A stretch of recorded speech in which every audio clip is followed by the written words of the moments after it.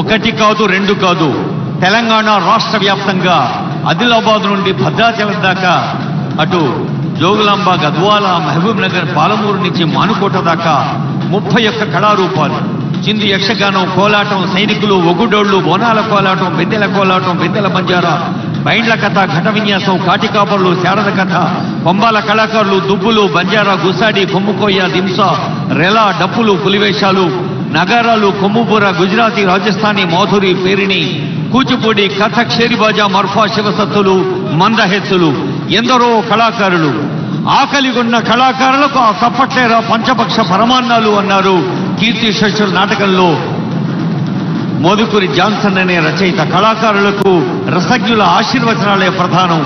ఒక్కమారు దయచేసి పెద్దలందరూ చప్పట్లు కొట్టే కళాకారులు దీవించండి, అభినందించండి.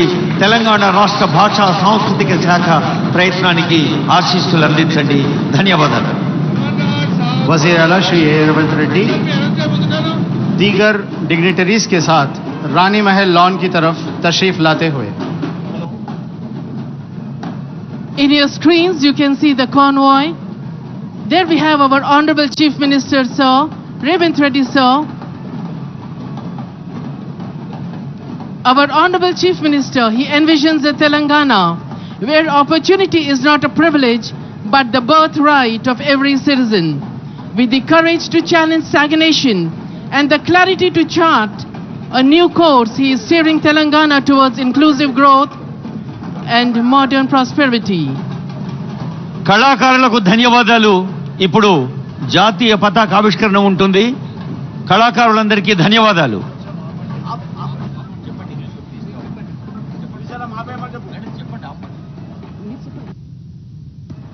కళాకారులకు మరోమారు ధన్యవాదాలు. Our Honorable Chief Minister Sir has arrived. His vision brings victory. His journey beckons prosperity. Under his dynamic leadership, Telangana marches with renewed energy and unshakable purpose. His vision is bold, turning every challenge into opportunity